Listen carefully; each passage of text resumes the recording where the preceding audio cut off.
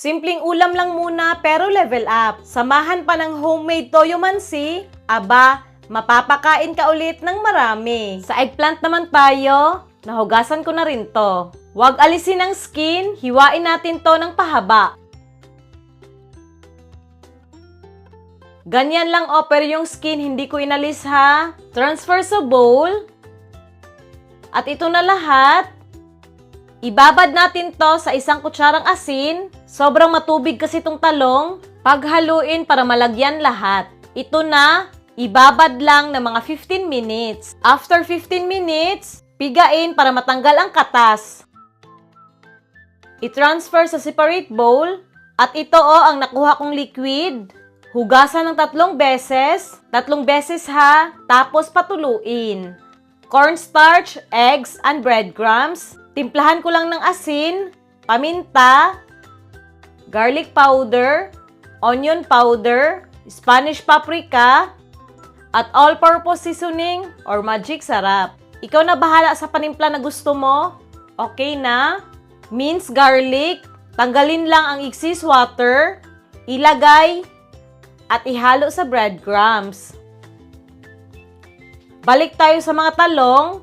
Nakatulo na ang tubig nito. I-coat sa cornstarch, sa itlog, at breadcrumbs. Ayan hindi ko na sinali ang skin kasi matatanggal rin naman ang coating, sayang lang. Transfer sa tray. Ito na lahat basta yung skin hindi ko nilagyan. It's time to luto-luto, magpainit ng kawali. Mag-pan fry lang tayo, so konting mantika lang. Okay. Mainit na to. Prituhin na natin, patalikod. At hayaan lang natin mag golden brown, no? Ang bango, amoy garlic. Tapos baliktarin natin. Ayan,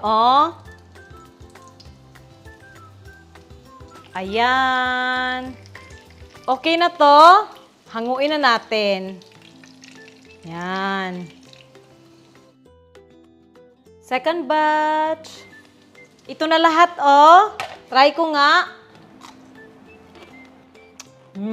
Napakasarap no, ang flavorful. Malalasahan ko talaga yung garlic. Ang sarap. Pero gusto ko gawa ng sauce.